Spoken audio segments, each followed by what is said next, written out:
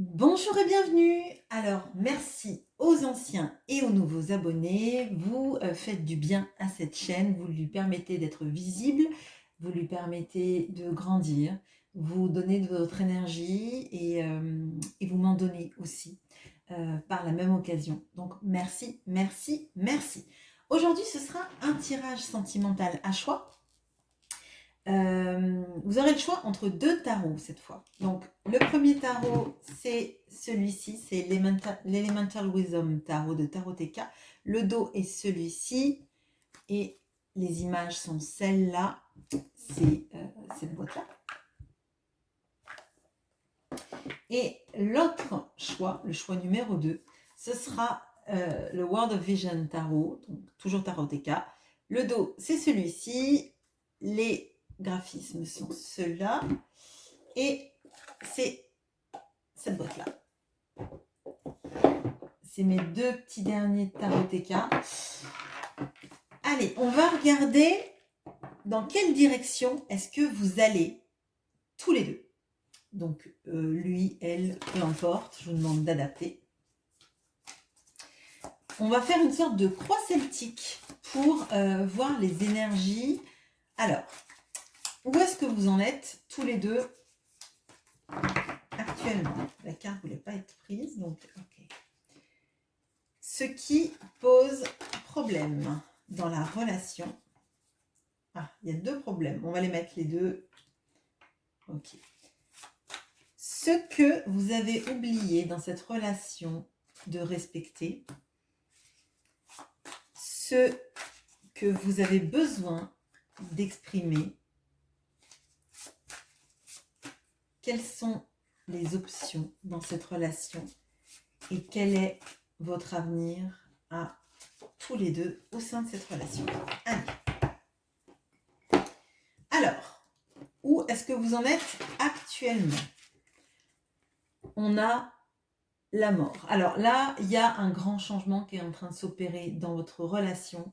Moi, ce que je ressens, c'est qu'il y a beaucoup de pertes de repères, de certitudes. Il y a beaucoup d'anciens schémas aussi qui sont en train de changer et d'être, j'allais dire, déclassés. Bon, je ne sais pas pourquoi déclassés, mais bon.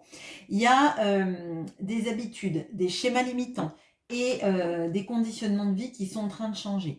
Peut-être qu'actuellement, vous êtes dans une période où vous n'êtes pas en train de communiquer, mais il y a du travail qui est fait des deux côtés. Moi, c'est ce que je ressens. Vous sur vous, peut-être pour vous tirer de ce manque que vous avez pu ressentir, et l'autre de son côté, parce qu'il y a des choses qui ne fonctionnent pas dans sa vie et qui font qu'il ou elle ne se sent pas à sa place là où il ou elle est. Ce qui pose problème. Ok, alors, on a l'as de coupe et on a le 4 de bâton. Alors, ce qui pose problème visiblement dans la relation, c'est de dire au grand jour son amour, de s'engager dans cet amour. Il est ressenti parce qu'on a l'as de coupe, mais moi ce que je ressens, c'est là vraiment... il y a un refus d'obstacle. Là, potentiellement, si vous avez quelqu'un qui ne s'engage pas dans la relation amoureuse et pourtant vous ressentez que quand vous êtes ensemble, il y a une sorte de magie qui s'opère, c'est qu'il y a une grosse peur déjà, une grosse peur de l'engagement et une grosse peur aussi de cet amour qui est très fort parce que l'as de coupe, c'est très fort, c'est un peu ce que je dis tout le temps, c'est le Graal en amour. On ne peut pas avoir mieux qu'un as de coupe.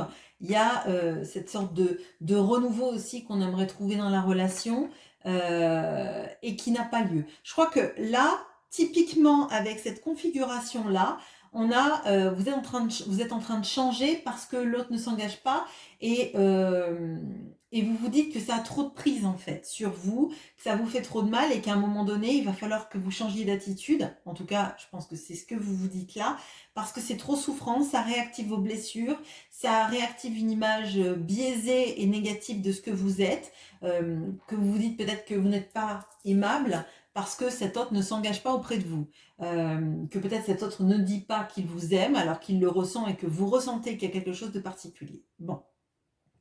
Ce que vous avez oublié dans ce couple-là de respecter. On a le 2 de denier. Alors, vous avez oublié de respecter une certaine notion de l'équilibre. Alors là, typiquement, par exemple, on peut voir que vous avez, par exemple, peut-être trop donné dans la relation, trop essayé de convenir à l'image qu'il avait pour que qu'il ou elle avait, pardon, pour que cette personne s'ancre auprès de vous, s'engage vis-à-vis de vous, et vous avez fait peut-être tous les efforts possibles et inimaginables pour que cette autre personne se sente dans un cocon douillet dans lequel il se sentirait, enfin il, elle, je vous demande d'adapter, je vais potentiellement dire il tout le temps, ça ne néglige pas le fait que vous puissiez aimer une femme. Bon, donc peut-être que vous avez essayé de faire un endroit douillet, vous avez essayé toujours de donner, un environnement rassurant, des mots d'amour, des preuves d'amour à l'autre, et en dépit du fait de recevoir en échange, donc là il y a une sorte de déséquilibre qui s'est créé, où vous donniez trop, l'autre pas assez, et c'est comme si vous l'alimentiez sans arrêt, vous lui donniez des perfusions d'amour, j'avais envie de dire, c'est un peu ça, et avec votre propre amour à vous que vous étiez en train de vider. Bon, l'image n'est pas super jolie. Bon, j'en ai eu des mieux, désolée. Alors, ce que vous avez besoin d'exprimer dans cette relation. Bon, alors, okay. On a le hiérophante. Bon, je vous ai dit, là, il y a une problématique sur l'engagement. Ok. Donc, ce que vous avez besoin d'exprimer, ce sont les vrais mots de « je m'engage »,« je m'unis à toi pour une durée ». Le pape, il bénit votre relation.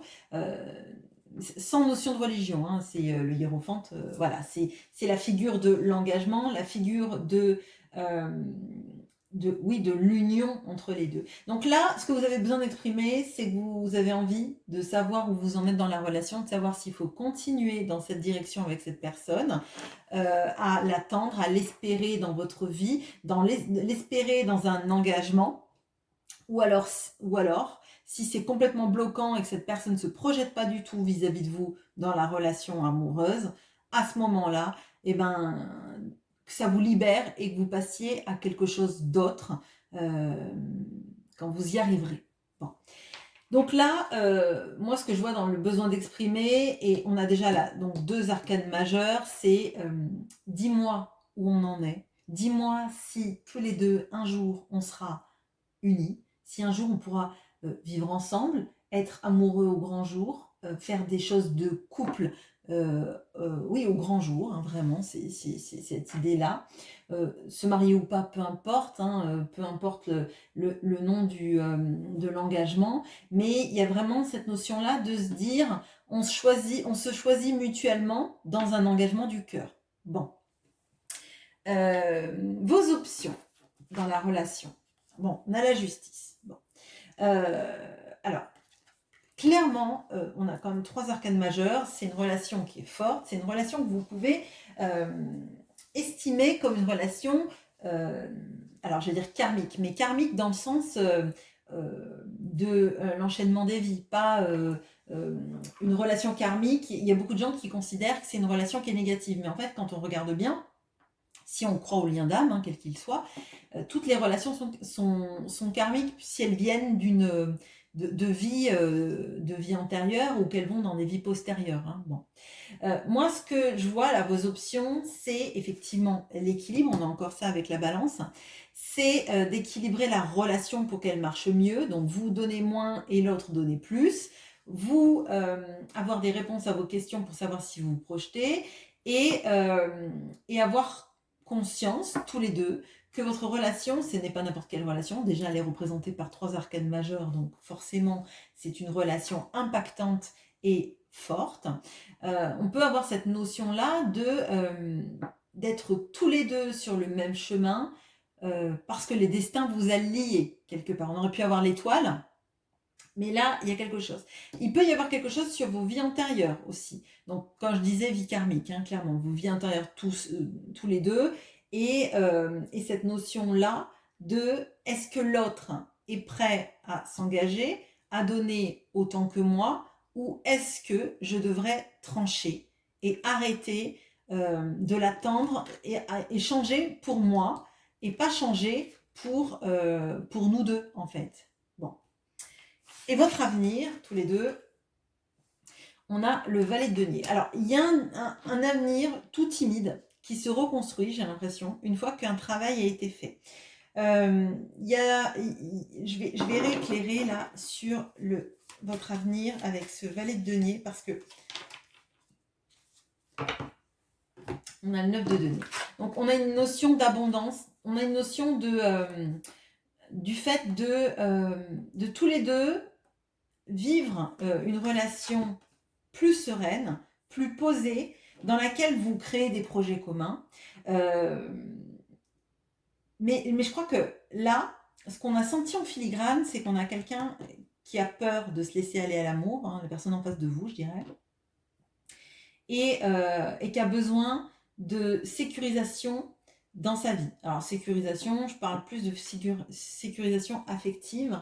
C'est quelqu'un qui a eu besoin de sentir que vous l'aimiez, clairement. Et là, dans votre nouveau départ, on voit que vous avez du potentiel, mais que ça va crescendo. Et même si vous connaissez depuis des années, moi j'ai l'impression qu'il y a un petit peu tout à remettre à zéro, en fait. Comme si on se rencontrait de nouveau, qu'on transformait cette tasse de coupe en amour qui fait peur, hein, parce qu'il est très très fort d'un coup, à hop, c'est un atout et c'est un nouveau départ. On redessine la relation et surtout, je crois que une fois qu'on a épuré tout ce qui peut venir des autres vies, tout ce qui peut venir aussi de votre vie commune ensemble et du passif de la relation, à ce moment-là, faut créer sur du neuf. Parce que si vous recréez sur les anciennes blessures, c'est comme si vous mettiez à chaque fois, vous réouvrez les blessures sans les laisser cicatriser. Donc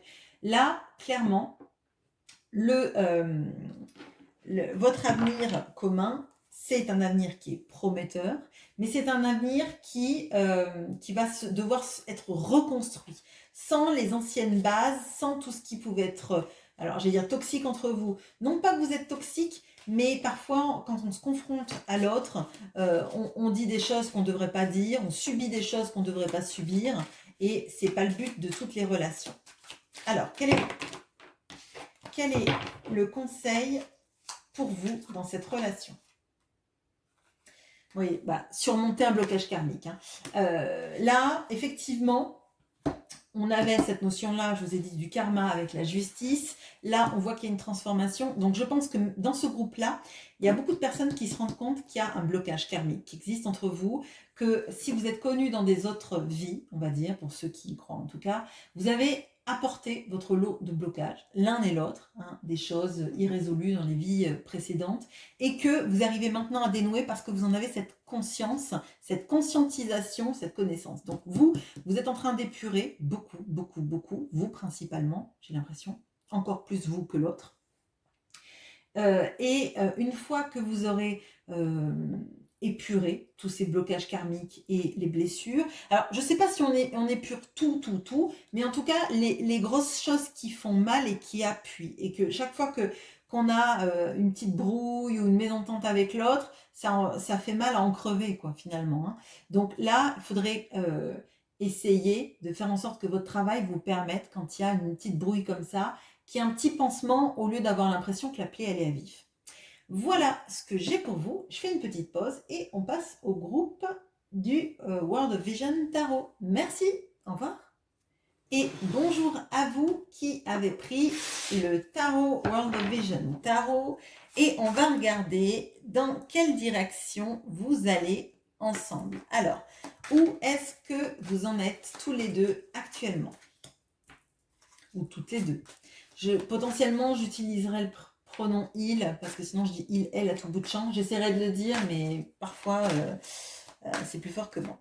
Ce qui pose problème dans la relation, ce que vous avez oublié de respecter. Donc quand je dis ce que vous avez oublié de respecter, c'est l'un et l'autre dans la relation. Ce que vous avez besoin d'exprimer, vos options et votre avenir à tous les deux. Et je tirerai tout à l'heure une carte de conseil de l'oracle des Médéors. Pardon. Alors, où est-ce que vous en êtes actuellement? On a l'empereur. Bon, alors, arcane majeur, où vous en êtes là, c'est dans des grosses perspectives de régner chacun dans votre royaume, mais il y a quelque chose de... Alors, ce que je ressens là, c'est que chacun veut régner sur le royaume, donc peut-être conflit d'ego, ou sur son royaume à lui, à elle. Donc peut-être que là, on a des personnes qui sont célibataires depuis un moment, qui n'ont pas envie de se laisser dicter leur conduite, ce qui est très bien d'ailleurs. Mais pour moi, là, j'ai l'impression que il peut y avoir des soucis de concession, des soucis de... oui, des heurts d'ego. Là, moi, ce que je vois, c'est que potentiellement, il peut y avoir deux gros caractères qui soit s'affrontent, soit s'esquivent. Bon, parce que on sait que si ça s'affronte trop, ça peut partir en guerre. Est-ce qu'on a envie d'entraîner le royaume dans ça? Je suis pas certaine. Bon, ce qui pose problème. On a le 4 d'épée. Bon, ce qui pose problème, visiblement, c'est... alors, ça peut être une absence de communication, peut-être parce que justement vous avez deux caractères forts et que vous pouvez vous friter. Hein. Là, il peut y avoir une nécessité de guérir, hein, une nécessité d'être à l'écart l'un de l'autre qui s'impose. Ça pose problème, alors... je vous dis ça s'impose, alors vous allez me dire bah oui mais ça pose problème. Je dis bah, peut-être qu'à un moment donné où cette sorte de stase, elle est nécessaire pour que chacun de votre côté, vous alliez fouiller en vous le moyen d'apaiser la relation, en fait. Bon. Ce que vous avez oublié de respecter dans la relation. On a la reine d'épée. Alors, on a beaucoup d'épées. Là, je crois qu'on a le mental qui joue à fond les ballons. Et ce que vous avez oublié de respecter, c'est que parfois, l'un et l'autre, vous pouvez être tranchant. Et que vous êtes deux personnes intelligentes, clairement. Mais moi, j'ai l'impression vraiment que tous les deux, vous avez des caractères de personnes qui ont envie de... Pas de dominer l'autre, parce que c'est pas ça du tout.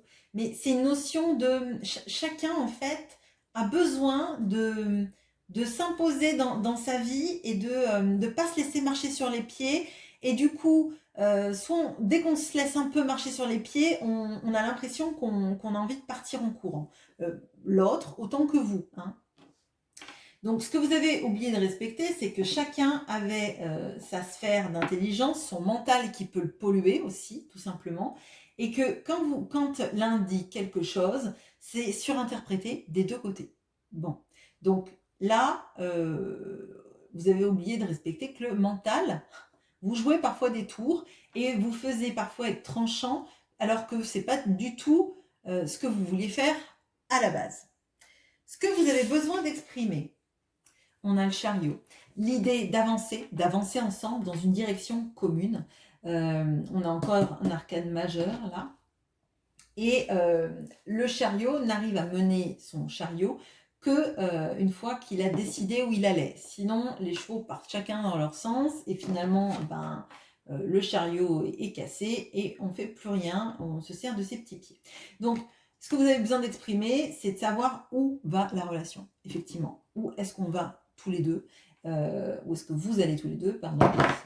Qu'est-ce que vous faites de la relation? On arrête, on continue. Est-ce qu'on va dans le royaume de l'un, dans le royaume de l'autre? Est-ce qu'on va envahir un troisième royaume qui sera à nous deux? Où va la limite de notre royaume? Créer ses limites, créer ses frontières en fait, hein, les frontières qu'on n'a pas envie que l'autre dépasse, les frontières qu'on a bien envie que l'autre franchisse, les frontières qu'on a le droit, nous, d'envahir, etc., etc. Vous voyez, il y a quelque chose sur l'explicitation de où est-ce que je vais trop loin, où est-ce que toi tu vas trop loin, où est-ce que j'ai envie que tu avances et où est-ce que toi tu as envie que j'avance. Et quel est le consensus qu'on peut prendre tous les deux. Je crois qu'en fait, enfin, moins l'autre va parler, moins l'autre va dire sa vérité et ce qu'il attend de la relation, plus vous allez vous imaginer des choses qui seront pas les bonnes et qui vont faire que ça va attirer une dispute ou une prise de tête et vice versa. Bon, vos options. On a la reine de bâton.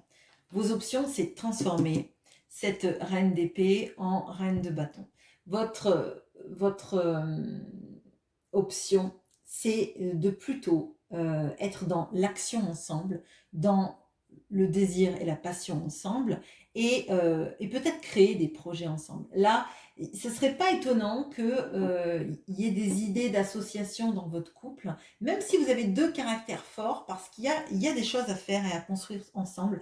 On le voit avec cette idée de l'empereur, une fois que les égos sont apaisés. On le voit avec le chariot, les projets communs, vous voyez.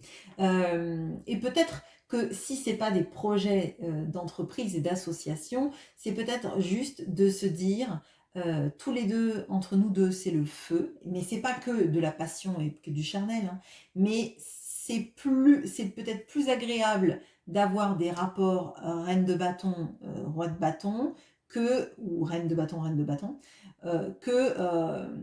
d'épée, roi d'épée, on va dire. Hein. Même s'ils se comprennent bien, deux mentales qui s'affrontent, ça peut faire une catastrophe. Là, ben, au pire, on fait un feu de cheminée, mais c'est moins... on laisse moins de place en fait aux idées reçues, aux schémas limitants et aux idées préconçues. Bon, et surtout aux mots qu'on n'a pas voulu dire de cette manière mais qui blessent. Bon, votre avenir tous les deux. On a le 8 de coupe. Alors, je vais éclairer parce que je voudrais savoir, c'est pas le bon tarot, je voudrais savoir si le 8 de coupe c'est une séparation, si vous n'arrivez pas à être dans un processus commun, ou si le 8 de coupe c'est partir ensemble dans un total renouveau, franchir le royaume pour aller fonder un nouveau territoire. Alors, le 8 de coupe par rapport à votre relation, c'est continuer ensemble ou continuer séparément, en tout cas pour l'instant. C'est continuer ensemble et fonder un nouveau royaume. Alors là, il va s'agir de trouver un vrai consensus pour que ni l'un ni l'autre ne vous sentiez au bord de la relation, que ni l'un ni l'autre n'ayez de mots blessants pour l'autre. Là, vraiment, on va vous demander de fusionner ensemble pour aller dans le meilleur, on va dire, plutôt que chacun de son côté,